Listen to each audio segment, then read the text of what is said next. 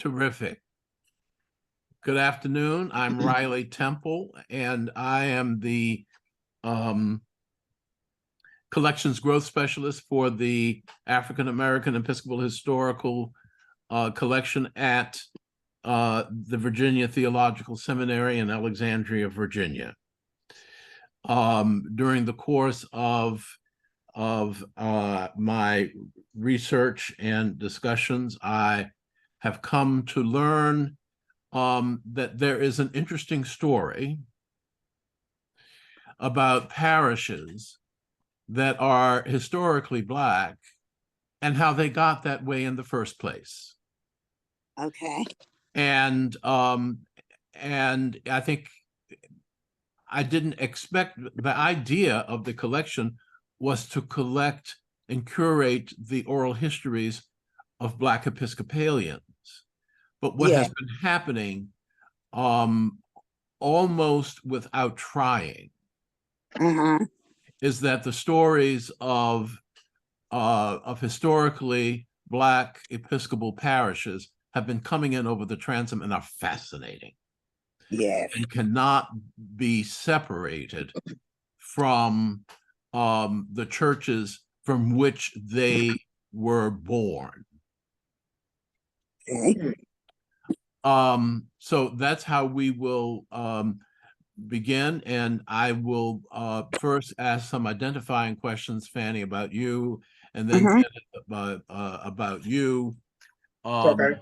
And then, I want this to be, there's some questions I will need to ask, so I will have to cut off talk about during the course of the discussion.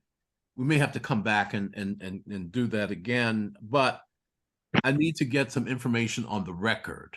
And so therefore, I may just go ahead and interrupt at some point and try to do that, if that's all right. Sure. Okay. All right. Why don't we begin? I'll let you know who I'm a retired attorney. And during the course of toward the end of my active law practice, I went to seminary to earn a theology degree, and things happened.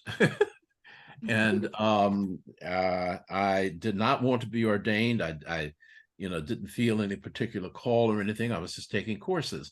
And the next thing I knew, I was involved in these kinds of projects, and I'm very pleased and happy about it. Good. I grew up in Richmond, Virginia, and my home church was St. Philip's Church in Richmond. Yes, we know St. Philip's from the priest who was there, who was a friend of mine. Phoebe? And, excuse me? Who was it? Reverend Poindexter. Oh, yeah. He was a friend of my dad's too. Oh, is he? He was a very good friend of mine. He and his wife. His wife. Was it Charles Poindexter? Charles Poindexter. Right. Yes. Yeah, he and my father were very good friends, and he was there for quite a while. Yes, he was. And so, Fanny, tell me about yourself. Well, let's see, where should we start? Well, you're an Episcopalian. How long have you been an Episcopalian? All my life. All your life. Tell me how about your childhood as an Episcopalian, and about your mom and dad, and they obviously were Episcopal too. Yes. Well, my father's family, which is also Kenneth's family, they were lifelong Episcopalians. And so I was lifelong Episcopalian. And Kenneth a lifelong Episcopalian. Yeah. We're just Episcopalians, okay? Right. And our forefathers were Episcopalian. So the forefathers where?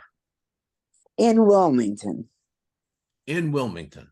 So so you're both members of a Wilmington family. That's right. Yeah. Okay. And Fanny, were you active in the church as a child? Yes. As a matter of fact, all the children were active when we were growing I up. was gonna say, was there a choice? No, there was nothing else. And our parents would, that's where we would be, at the church. That's you right. know, for choir practice. Although truly, yes, Sunday school, although I truly could not sing, okay? Mm. But that's the only choir they let me sing in all my life. Okay. Now, what about you, Kenneth?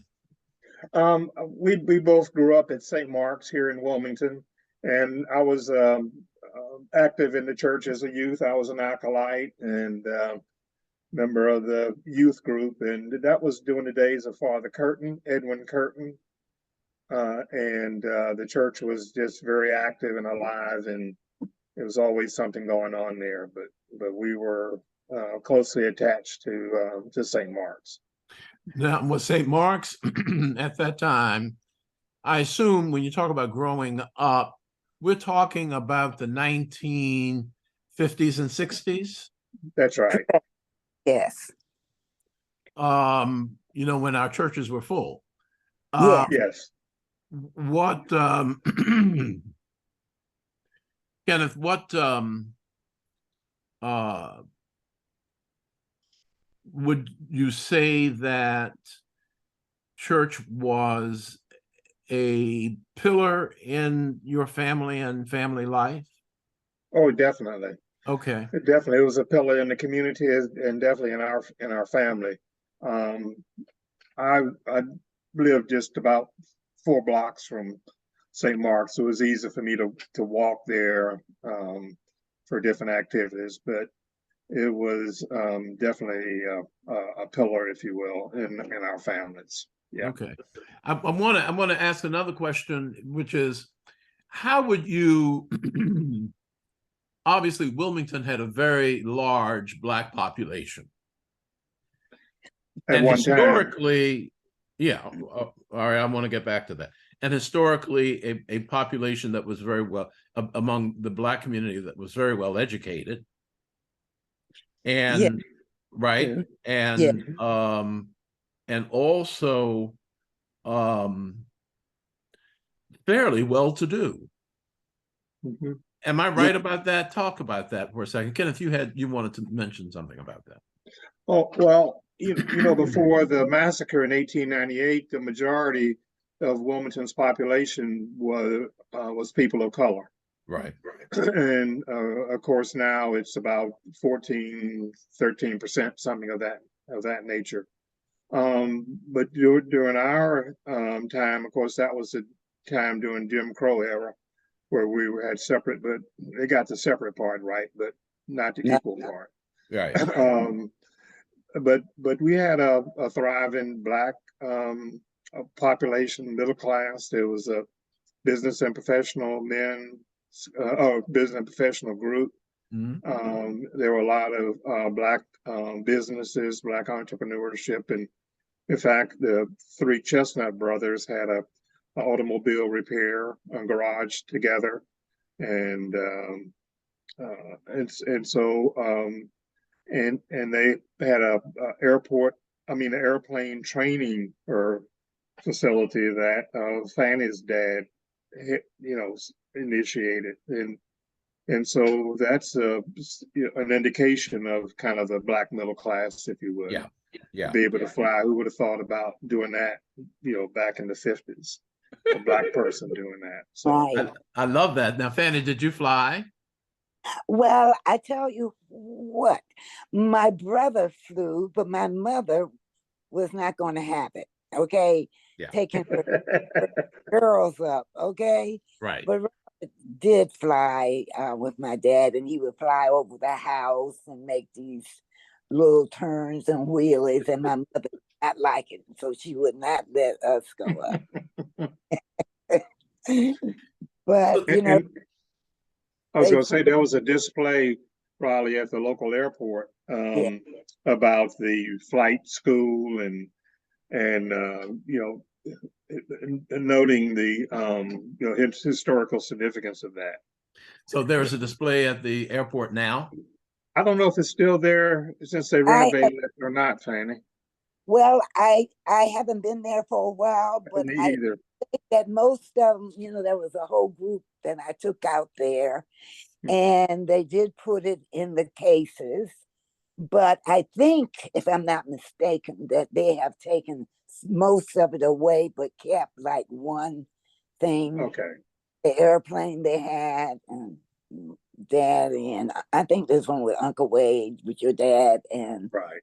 um, Gibbs, Edward Gibbs, who was Oh, yeah, a Tuskegee Airman, Ah, but came to Wilmington and opened a flight school.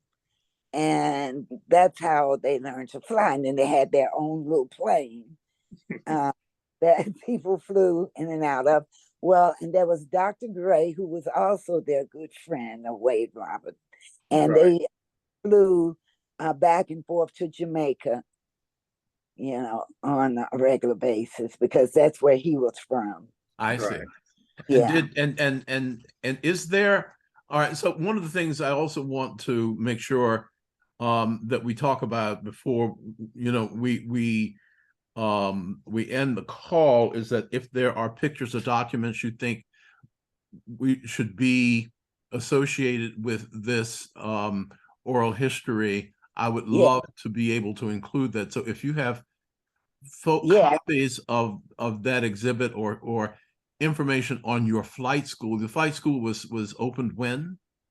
Um, I'm not sure of the date, but it had to be in the 40s. There Okay. was also a Ebony magazine did a story on them. Okay. Also, So this is post World War II. Oh, yeah. yeah, yeah, Okay. All right. Okay. yeah. Well, But that I can helps. send you all of the exhibit pages because I have them, of course. I didn't give them my only copy. Of Okay. course not.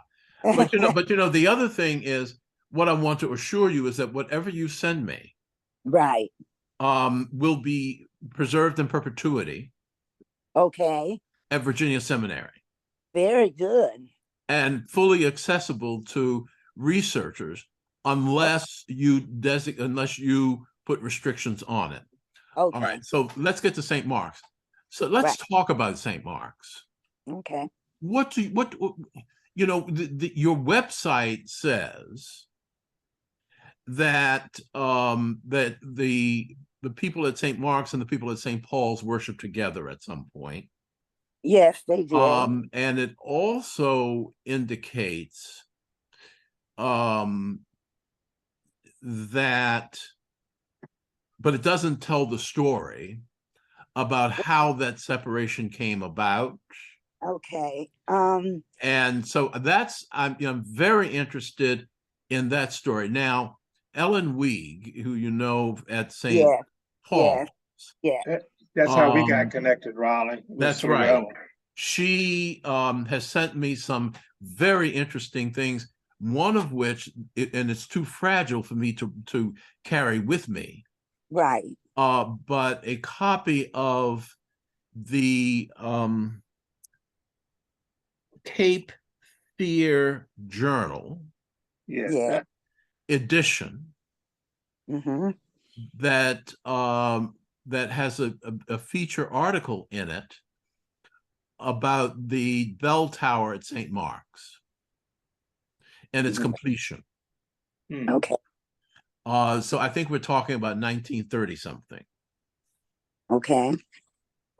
I don't know if that's right. I don't recall. But in any event, but it does not, and I also have some information from St. Luke's in Salisbury, Uh-huh. which eventually had a separate congregation, but is now blended back into one.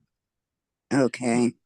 But I want to hear from each of you, free exchange, Uh-huh. about what you know about the history of St. Mark's.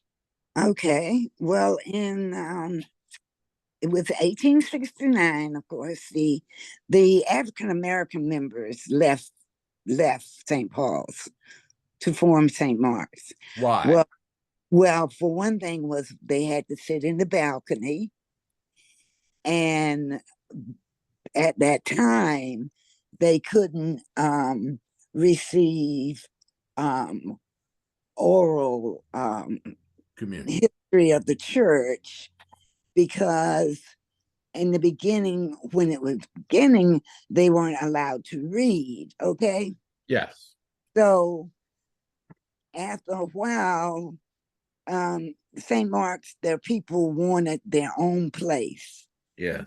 They wanted to sit in their own church, and be a congregation of their own, where they would be free to have their own pews and that. So they wanted a church very badly just for the African American people because they were going to St. Mark's, St. Paul's.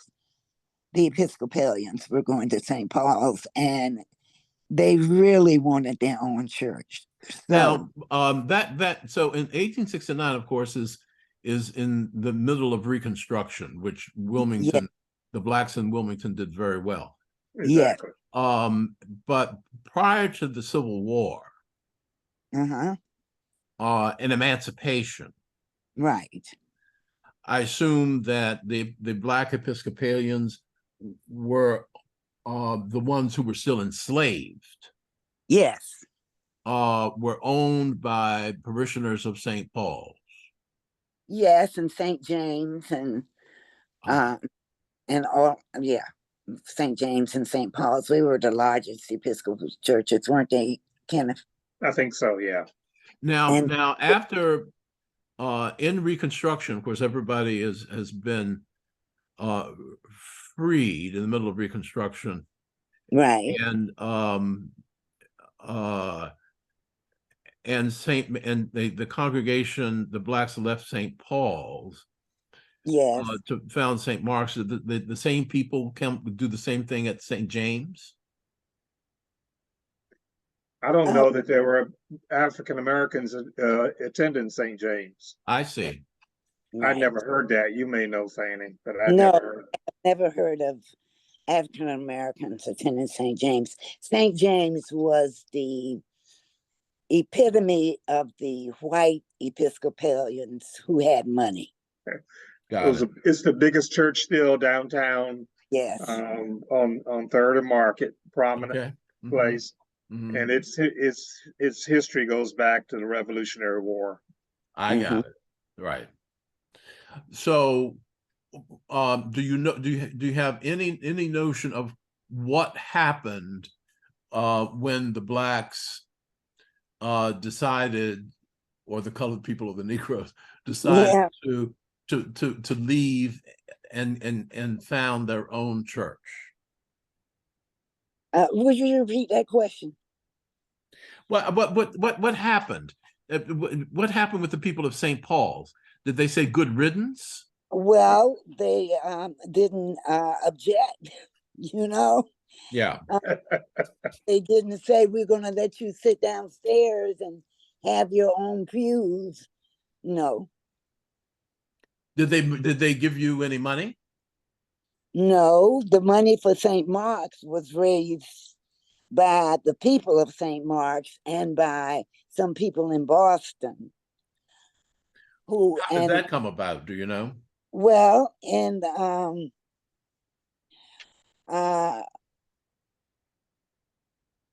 okay, in 1869, when they founded St. Mark's, they first used the name of St. Paul's, but changed it shortly afterwards because they came from St. Paul's.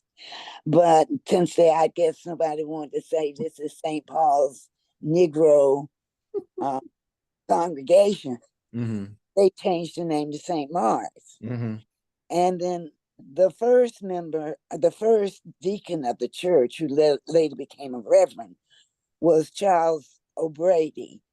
And he came from Boston. Okay. So I think that the diocese was very open to have the separate church. And I say that only because I know that a number of right reverends came to St. Mark's when it was getting off the ground.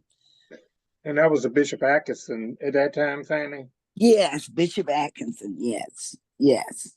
And And he, go ahead. Sorry. I was just going to say Bishop Atkinson was very close to St. Mark's in the beginning. And he came and officiated at the church. So, and he when he came to speak, I think one time I've read that the collection was taken up to aid the finishing of the interior of the church. I see. So it's clear that he was very open to them having their own church. And I think he may have been the bishop Yes. when Delaney,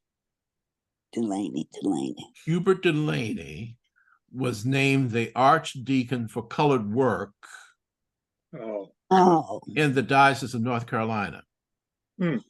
Oh, okay. I haven't heard that name before. Yeah, Hubert Delaney, you remember having our say, the two sisters? Yeah, Delaney sisters. Yeah, that was their father. I see. Okay. That was their father, who was named the archdeacon for colored work. Now, I think it was Bishop Atkinson who saw to his election, and it was held at St. Luke's in Salisbury. Now, when... Well, go ahead. I'm sorry. Do you remember hearing of Reverend Crittenden? No. Well, he was appointed by the diocese he was the first and only Black member to become a member of the National Church. And he was appointed to do some oversight of the Black churches. Mm-hmm. And but that was in 1930s. Yeah. 31. Yeah. Yeah. I just wondered. Did the bishop come to St. Mark's to do confirmations? Yes. As a matter of fact,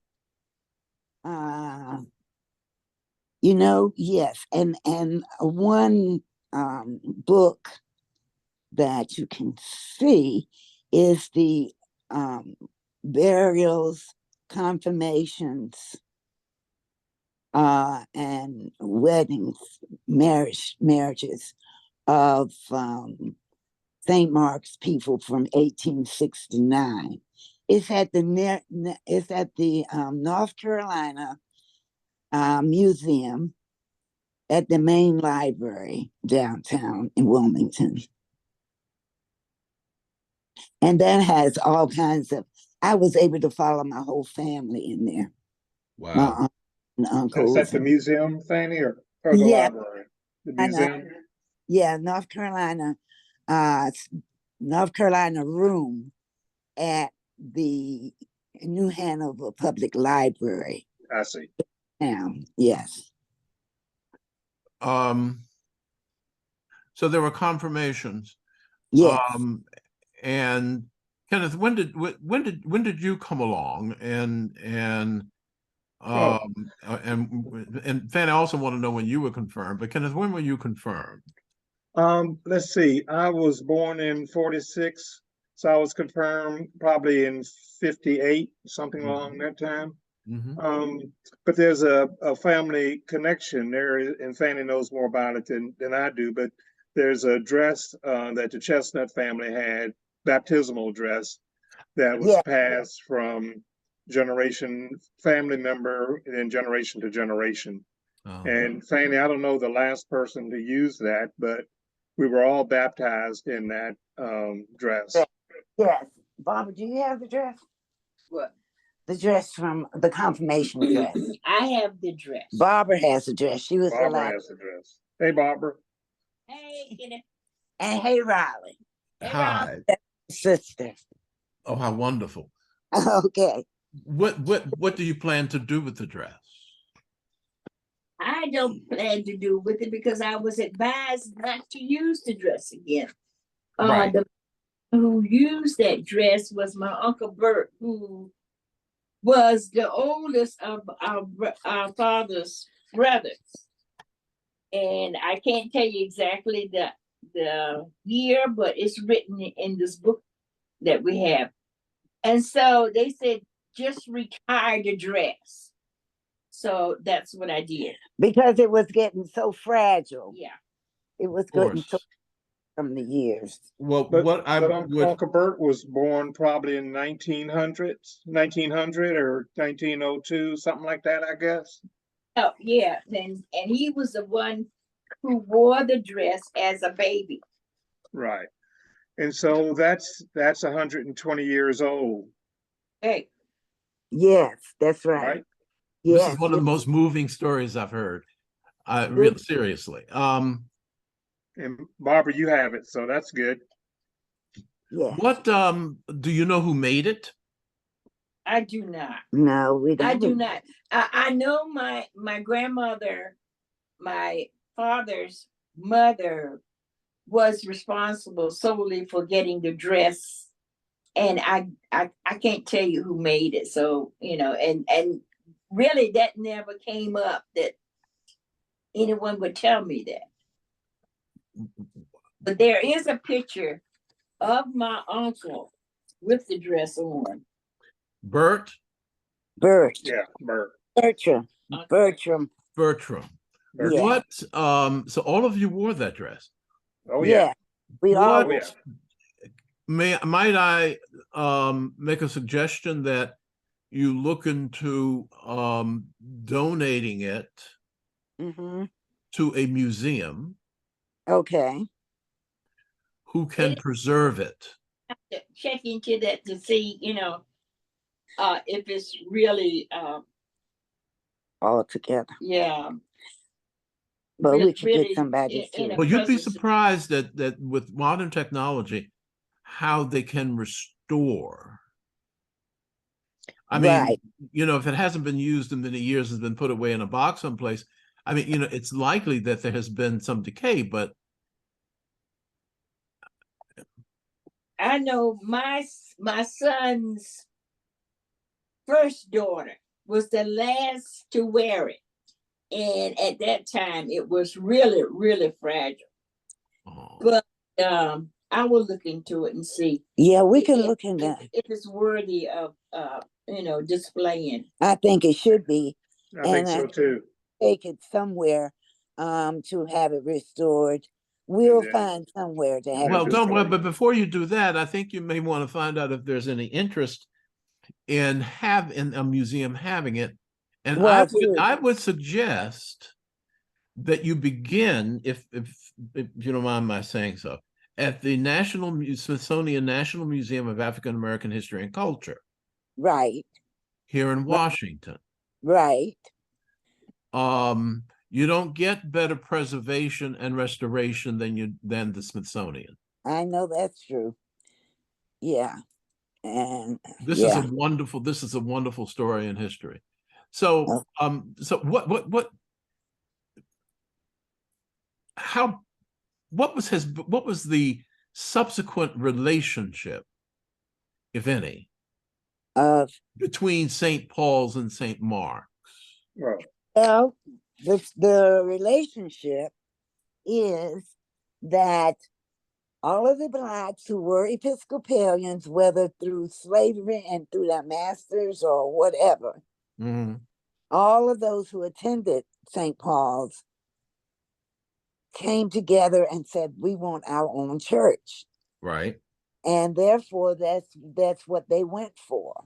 And they raised money, all kinds of fundraising. And like I said, Otis O'Brady collected money from Boston and all of his people that he knew in the Episcopal Church.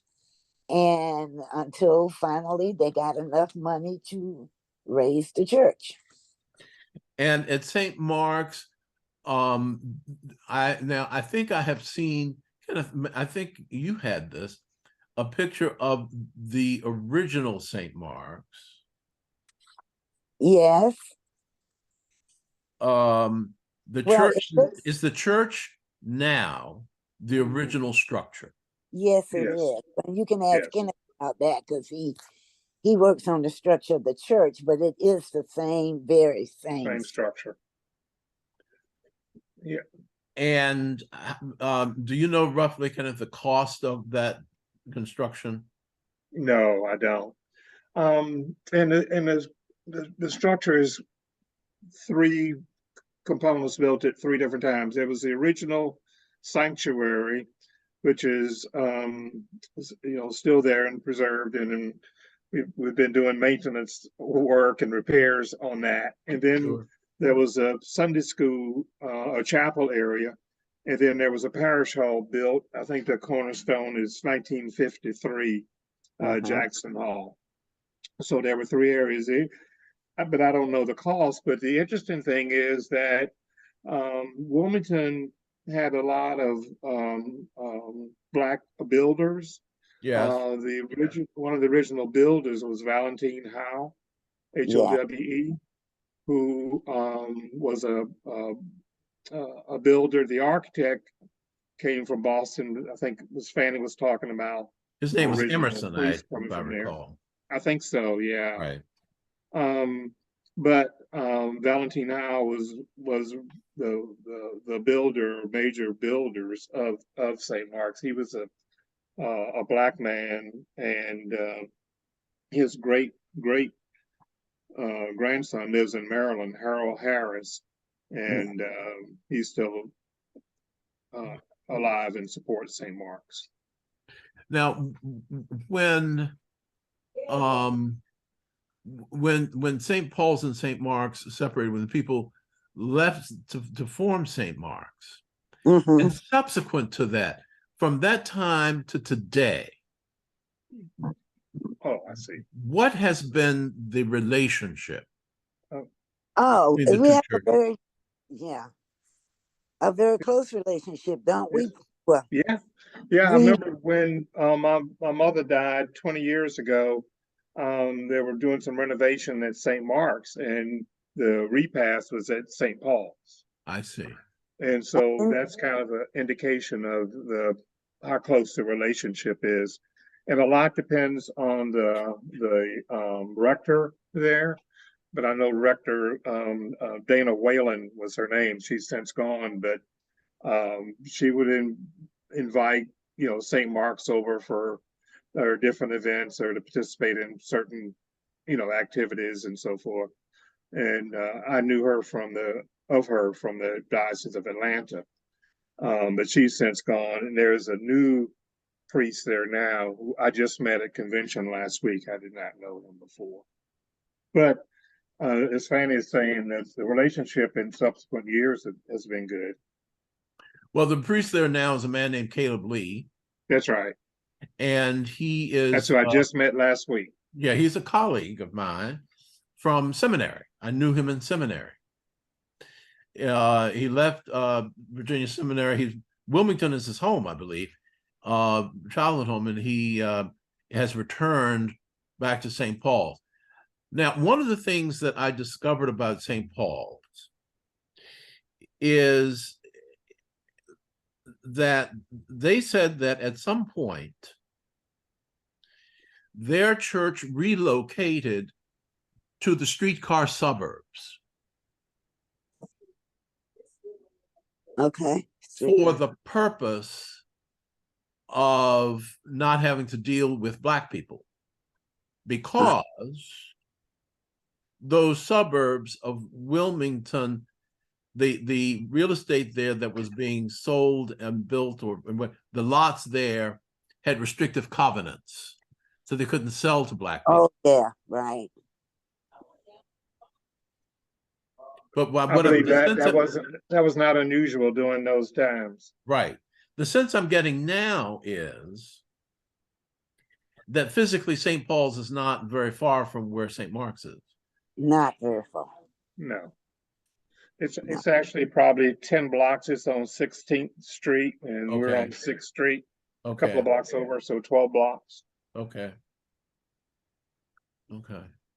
Um, so at some point that must have been a fairly suburban area, I'm guessing, yeah, yeah. and yours too. Yeah.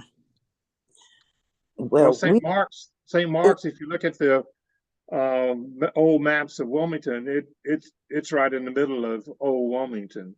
Oh, yeah, it's right in Midtown Wilmington. Oh, okay, okay. In fact, the white shirts during the massacre, that was the St. Mark's on the north side of town. That was the area where people were slaughtered and run into the river and so forth around the area of St. Mark's. How did St. Mark's manage to survive that? I don't know. You know, Fanny, you may have, or Barbara have some idea. I looked in the what's the history book, historical book on Wilmington, and I along really the couldn't. Cape Fear, along the Cape Fear, was that it? No, it's the. Oh my goodness. But it's the another book. But I couldn't find. Say it again. Strength Through Struggle That's it. That's it. by Yeah. Reed. I couldn't find very much about St. Mark's during that time period. No, they're not. There's not much in there about that. And that's probably a detailed history of African Americans here in Wilmington.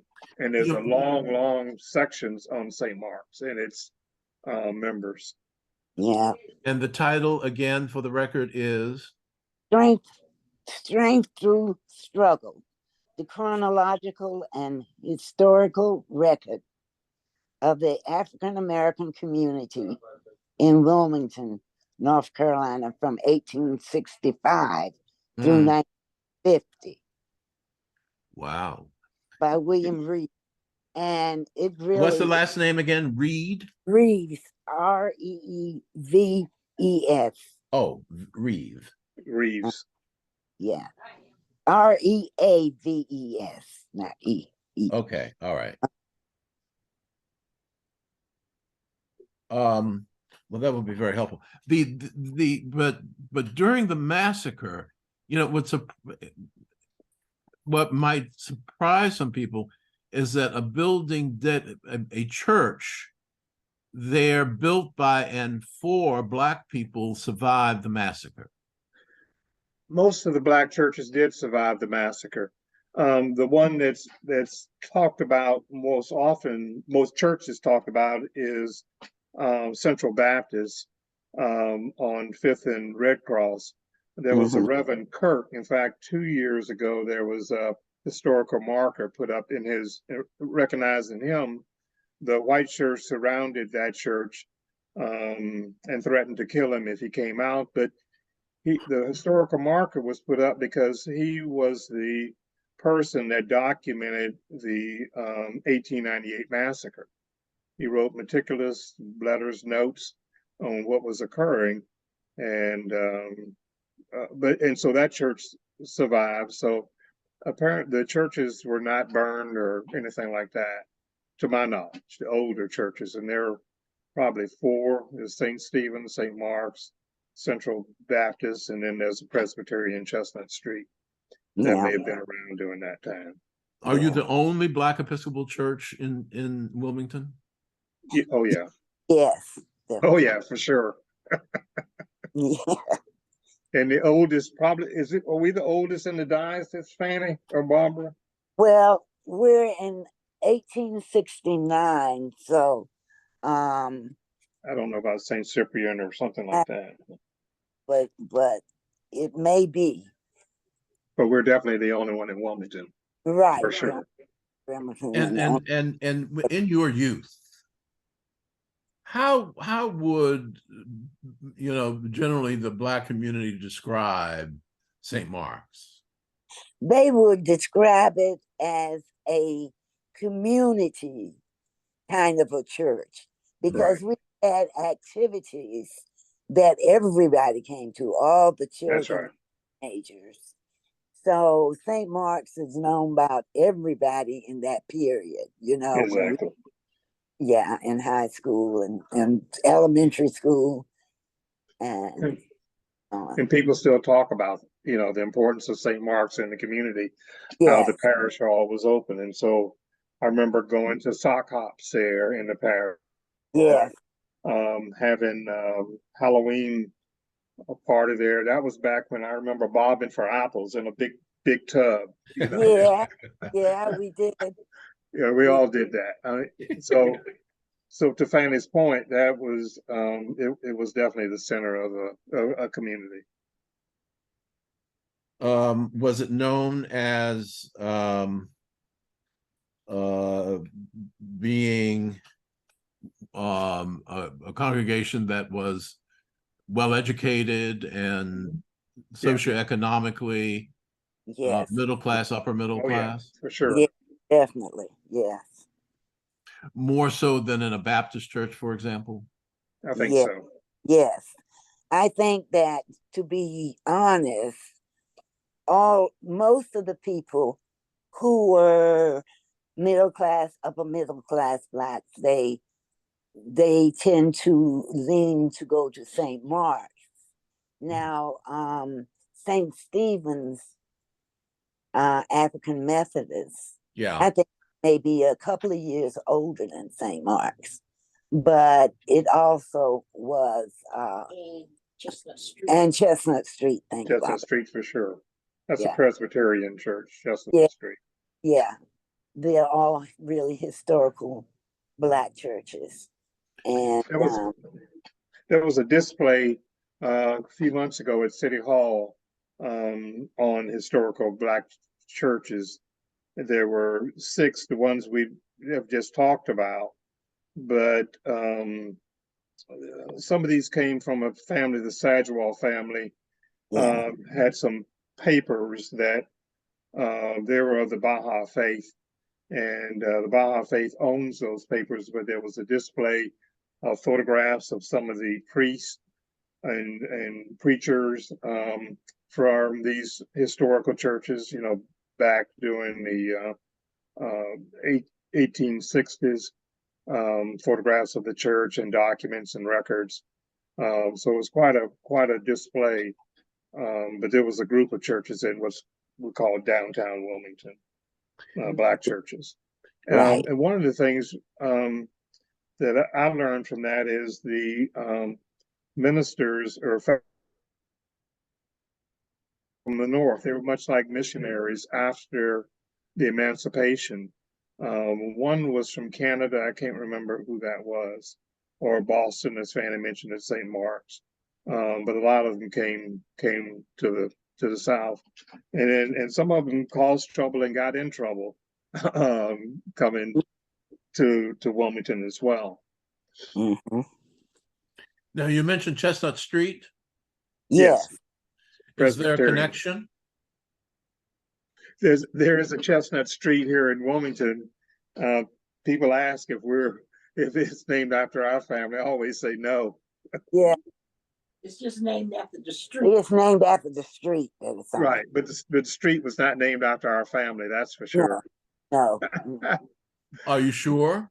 I'm positive. I'm pretty sure because there are 3 streets and they're all named after trees. There's Chestnut Street. Okay. There's Walnut Street, and then St. Mark's used to be on Mulberry Street, and they yes, changed it to Grace. So I put it in the context that there were 3 streets named after trees. Because the interesting thing would be how you got the surname Chestnut in the first place. well, our That takes so many. our great grandfather was really, he worked on the railroad, and because he was so light and because he had relationships with the upper class whites, Mm-hmm. and they finally made him a fireman on the railroad, and Mm-hmm. he was like the first black fireman. Mm-hmm. And I don't know if you will give me, you can text me your address after this. I will send you a book called Along the Cape Fear, and it has a number of pictures in there of our great grandfather. Our grandfather, really, Fanny, isn't it? Yeah, grandfather. Not Right, great. Yeah. right, right. And do you know who he was named after? Well, now that starts getting messy, Kenneth. No, it I really don't know. does. I was just curious and see if you Okay. knew. But Uh, that's very difficult because he was in Selma, working on a railroad between Selma and Wilmington. But his father was, as far as I can find out, was a Peter Chestnut. And then, of course, he, our aunts and uncles were also Brinkleys. Our grandmother was a Brinkley who married Chestnut. And it's a long story behind that. Because our Thomas Brinkley was the son of William Brinkley, who is white and had like 10 slaves, not a whole lot of slaves, but he had slaves. And Fanny Brinkley was our grandmother, was at his plantation, and then she married Wade Chestnut. But it's a long story because Thomas Brinkley, who was the son of William Brinkley, who is buried in Oakdale Cemetery, which is right next to the Cape Fear. What is it? Pine Forest. Pine Forest, which is right over the gate. He is buried at Pine Forest, but his father is buried at Oakdale. With a Raleigh huge, Pine Forest is the black cemetery, Got it. historically black. Yeah. You probably gathered and yes. Now, well, one of the reasons I asked about how you got the name Chestnut is because if you had ancestors that you can trace back to slavery, Right, we do. then at the time of emancipation, Right. Newly freed slaves took surnames. Yes. Like Chestnut or Temple, sometimes associated with the people who owned them, but very often not. They could have pulled them out of the sky. And see, some of them were also given away to other people if they were born from black and white relationship. Yeah. And that's what happened to Thomas Brinkley. He was given to somebody to raise, and yet in the end, he came back to his mother and lived with them after emancipation. Many people. I'm learning stuff, Fanny. Well, I didn't know that. I've been trying to finish this historical thing. I've almost got it down. And so I will copy it and give it to everybody, Good. Okay. Well, Fanny, we'd be happy at the seminary as a part of this project. We'd be happy to keep it there as a part of your archive. Oh, that would be wonderful. So it can be preserved, and yes. and your descendants can come or know that they can access it digitally. Oh, that's wonderful. You understand what I'm saying? We'll get it to you, and it's practically finished. I just need to go over and recheck some things on Ancestry, but basically it's almost done. So have you done 23andMe? Yes, I've done 23andMe and gotten my DNA and everything. And what is that? Sorry. Yeah.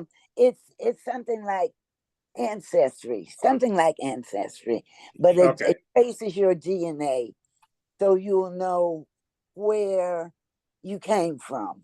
So Oh, something I need to do, it sounds like. Well, yeah, yes. yes, you do. And it will also, and they get more refined all the time once you do it. Right. And it also tells you where your white ancestors were from. Well, yes, and I have that too. Of course. And they came from, Most Black people in America do. yes, because there's We said 75% of us have significant European ancestry. exactly. And Native American ancestry also. Not as Yeah, much, you'd be surprised. In my family, we always thought, because on my mother's side, kind of like, your grandfather, they were all light, bright, near white. And, my father, was a very dark man. right. But on my mother's side, I mean, the fact that they were listed as Black was interesting, and probably the one drop rule. Yes. And the same with us. And they were crazy. We had we had two aunts, Louisa, and I have it written down. I'll send it to you. Not Emma, but she had more colored blood. And Emma did, yeah, I remember Emma. Yeah, but Cora, these is it Cora thing? sisters, Fanny Is had, that Cora? huh? Is that Cora? Cora, yeah, Is Cora. that the one you're thinking of? No, because Cora she never passed over. I But see. Louisa and another who passed over. Yeah. And my father used to take us up to see them. They lived somewhere in a little house way back up in the woods. I don't think it was so. In North Carolina? In North Carolina. And not too far from Greenville. But it was way back in the woods. Was it a husky? No, not a little near Hosky. It's more Greenville is near what? It's near Greenville. It's before you get it. If you're going north, it's before you get to Ahoskie. It'll be north of Kinston, kind of northeast of Kinston. Right. That's where they were. And that rings a bell. I hate to interrupt you, but I remember all of us going up there for a funeral. Wow. Oh, with your Uncle Bob and my dad, and all of us went to this funeral. I forgot who died. Okay. But it was like an outing. But let me tell you, in 1808, the transatlantic slave trade was stopped. Right. Yeah. But 23andMe has so refined its technology. Okay. That now it knows that the greatest upsurge in European DNA into Black America followed 1808. People needed to get the inventory up. Right. And of course, with Wilmington being a port, yes, we had a lot of Irish mixed up in my mother's people. Right. Right. The strong Irish roots in there. Right. Now, what about people from the Caribbean? We didn't have many people. We didn't have any mix up Caribbean. We had a very little African amount. I was like, well, my face said that I was 47% white, rest spread all around, and an African country. Yeah. A little bit, Yeah.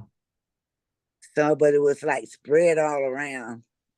But we're not too far from the Gullah Geechee trail, Right. if you will. Yes. Right. And Yes. so, there's a strong, rice was a main crop here in Wilmington area Yes, back that's in the right. day. And so the Gullah Geechee Trail, if you will, is from South Carolina, but it comes up the North Carolina coast as well. Right. Well, the and one of the things, of course, as you know, England colonized much of the Caribbean, Oh, Right. yeah. and so many of people of color in the Caribbean are of Anglican tradition. Right. Oh, for That's sure. In Definitely. major cities, true. Yes. you find in Black Episcopal churches a healthy dose Hmm. of the Caribbean influences and Native African in those African countries that had been colonized by the British. Yeah, we have in St. Mark's now a few families with Caribbean ancestry for sure. And And also, at St. Paul's in Atlanta, we used to have oh, a Caribbean week or day, or so it was a strong presence. And I know at in Charlotte at can't think of the name of the St. Michael's, I guess it is. They have a strong connection as well. So you're Yeah. absolutely right. Yeah, and they're St. Timothy's in Atlanta, Mm, basically all Caribbean. yeah. yeah. Yeah. Yeah. So, how would you describe the liturgical, and I'll tell you what I mean when I've asked the question, the liturgical form of worship at St. Mark's? Would you call yourselves a high church? No, it's not a high church. It's Not a a high church. medium church. Okay. It's low Yeah. church.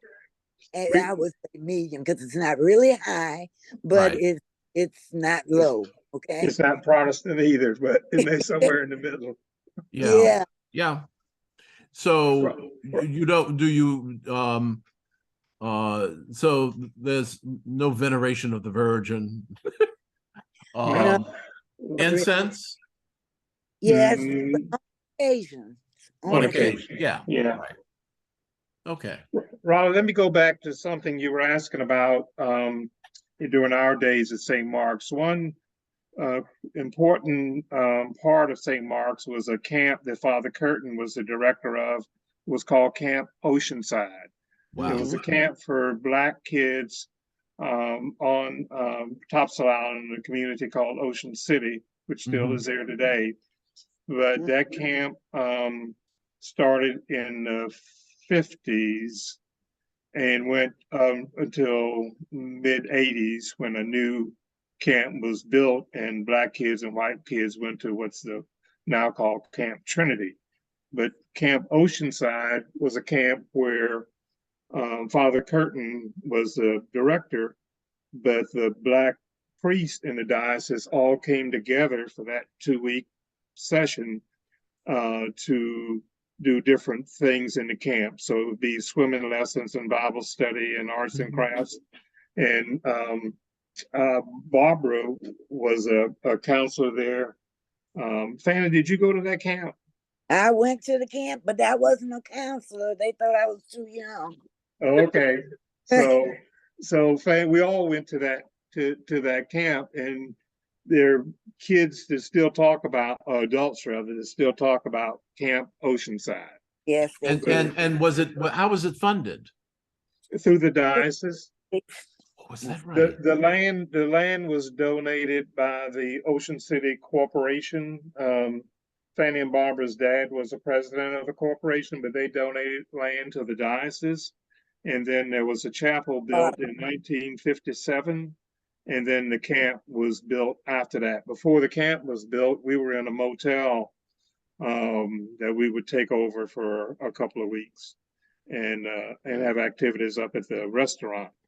And Well, then it sounds like it was great fun. oh yeah. It was really fun. It was Oh really yeah. and people came from all over Eastern North Carolina. Yeah, that's right, exactly. So the priest from every church, and the Black priest from every church in the diocese was there.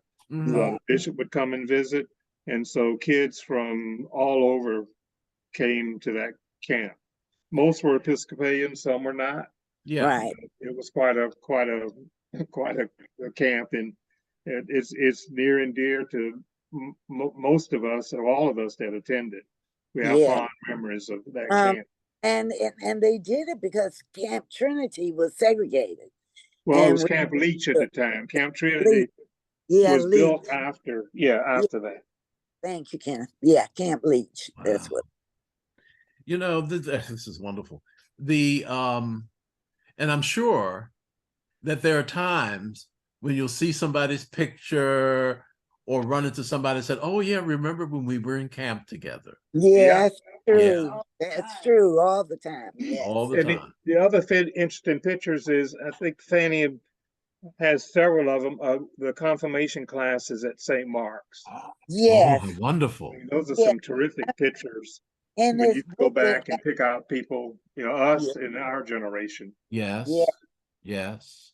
in this along the Cape Fear, there is a picture of the confirmation class at St. Mark's where Wade, Kenneth's brother, our cousin Mabel, who was Bertram's daughter, and Robert were all confirmed in 1955.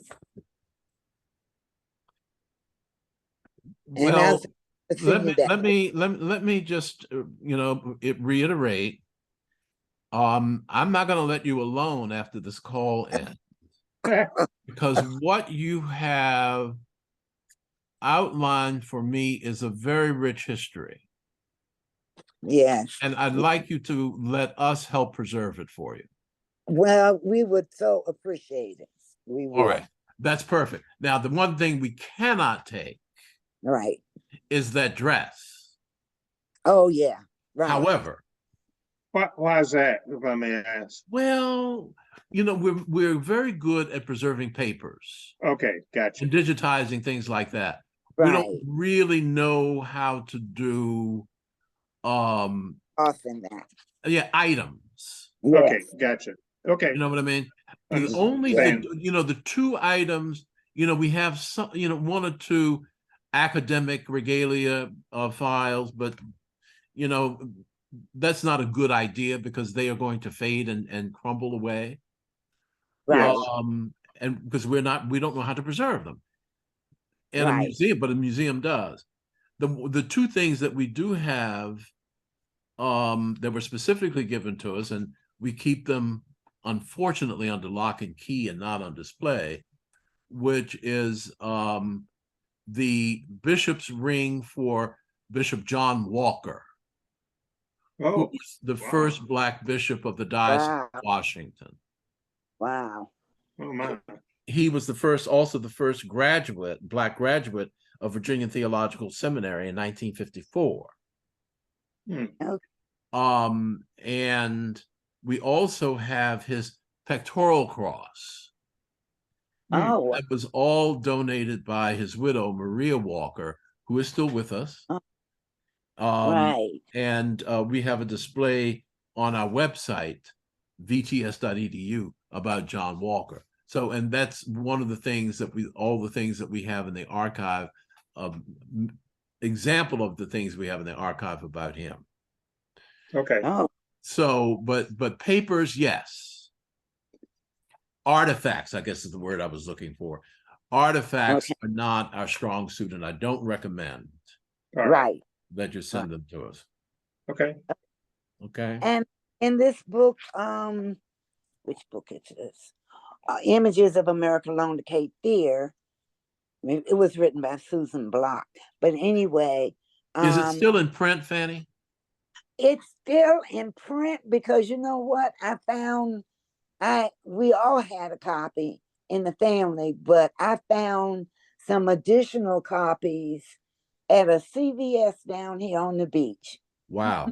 And do you mean one of those cheap books bins? Well, it's got it's a booklet, but it has the confirmation class, and it also has a picture of the St. Mark's Mission School. in 1958, which was run by Afla Bernard, right, Barbara? And she was a teacher in the New Hanover County school system, but she left to teach the underprivileged children from the Brooklyn area of Wilmington. And some of those Black teachers did well and retired, and then they continue on with the work. Right. With working with Well, particularly after, my guess is that after school desegregation. Yeah. This was 58. Well, this was a picture It of was it. it was when Fanny 58. Yeah, the picture in there is 1958, but Okay. I think schools was started a while before that. I got you. So Yeah, when you mentioned a mission school, yes. what was that precisely?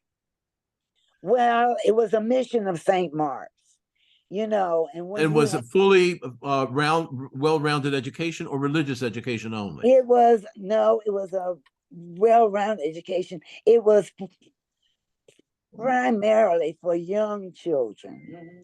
And Kenneth attended one of those schools. Kenneth, did you go to St. Mark's? No, he didn't go No. to. So it's like kindergarten? Yeah, kindergarten, kindergarten, maybe first first grade. grade. And it was funded by St. Mark's. It was funded through St. Mark's as one of their missions. No, I didn't go. I went to Miss Perkins kindergarten. But I was Miss Perkins. Susan Perkins. Yeah, she had Yeah. a school. Okay. Yeah. Now, let me ask you that. So, St. Mark's was well off. Well, St. Mark's was well off. St. Mark's had good money back in those days because they had, back in those days, people were mostly professional people. Yeah. I would say 90% professional people. Teachers and principals. And Yeah, stuff like that. mostly. Yeah. Yep. I know the type. Yeah. Yeah. And builders, of course.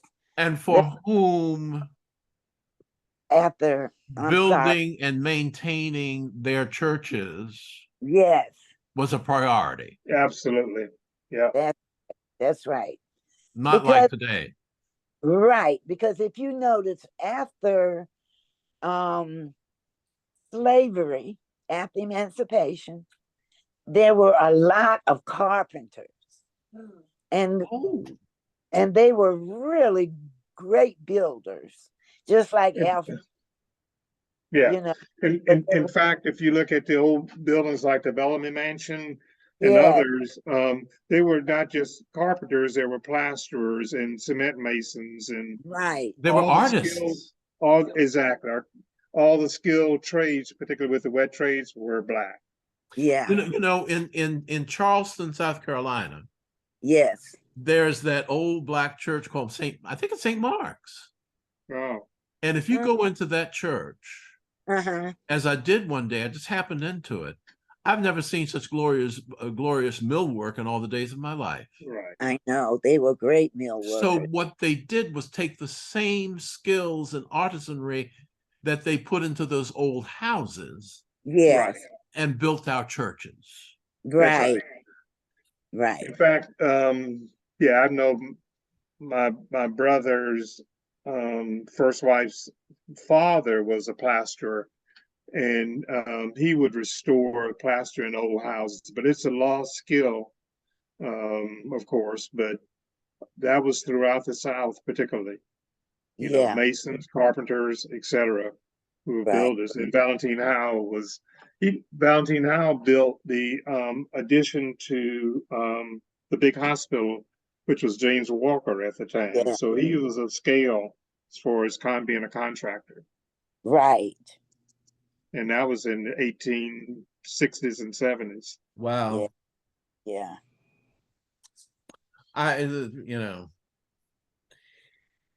This is so important, the work that you have put into this. This is so important to preserve this, because as we all know, there is a well-funded and determined effort in this country right Yeah. now Right.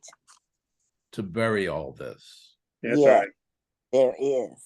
I don't understand it to save my life. I hope I never do understand it, I frankly. hope not. I don't want to. Right, I really don't. right. Yes. Listen, I'm going to let you go. I'm subject to the recall of the chair. May I think about, as other questions come up, resuming this? I Oh, won't sure. do it once a Yes. week, but what I will do is, as I review all the things that you have talked about and things that you can send to me, and I will send you the mailing address. Okay, good. Be more than happy to do that. Good. And as these things come in, at some point, I'm going to reconvene us. Okay. Okay? Okay. Okay, great. And Fanny, before you send it, I'd like to have a copy at St. Mark's to preserve Oh, for yeah. its Okay. local Oh. history. Oh, Okay. that's the other question. Yeah. Does St. Mark's have an archive? Well, we were trying to get an archive together, but then the COVID came and I got ill and I became, and not with COVID, but with another disease. And But what do you do with those, with things like this pamphlet or the book of the history of Blacks in Wilmington? well, it's sitting on my these are, I could call them my personal copies. These are sitting on my my bookcase. But what But the about things church like the record- deeds, Hmm. the deeds of sale of the land associated with St. Mark's? Oh, that would be where, Kenneth? I don't know. I haven't seen it since I've been back. Okay. Oh, we All went right. in the basement looking for things and we couldn't find them. So There's Okay. nothing. The basement's empty now. yeah, we couldn't find them. But what we could find is there at the church. And I Okay. just been over there to go through them, but I will. Is that in the choir room, Fanny? It's in some of it is in what used to be what's father? What, the cabinets in the Sunday school's room, there's a big wooden cabinet. Yeah, there. And then Okay. In that office? In that yeah, office? Okay, all right. the choir room, it's under those cabinets under the cabinet. Okay, Yeah. gotcha. All right. Okay. All right. There's one other thing. Barbara, if you don't mind, may I please add you to the email list and put, I because you have participated in this, I'd like to, and you will be in the transcript. Yes, I'd like you to sign a disclosure form if I could. yeah, I was trying to sign the disclosure form. I'm not that hip. Okay. I couldn't get the thing signed. Do I need to print it out and sign? That's the way I had to print it out. I sign think it, and so, scan it. yeah. Okay, so And I'll then you print can scan it, or you can send it to send me the hard copy. It's up to you. Okay, great. I will do that. Okay. And you Okay. got, I sent one this morning. I got it. Okay. I got Okay, it. well, I will have it printed out and I will print it out and sign it and send it on. Okay, With thank you. the things I'm going to send you. Okay. All right. So, subject to the recall of the chair, I want to thank you all. Thank you so very much Thank you. for this wonderful and poignant memory, and for being your willingness to document the history of our people. Thank you. Absolutely. Thank you for what you're doing. Okay. We appreciate All right. that. Y'all take care now. You Okay. too. Have a good one. Bye-bye.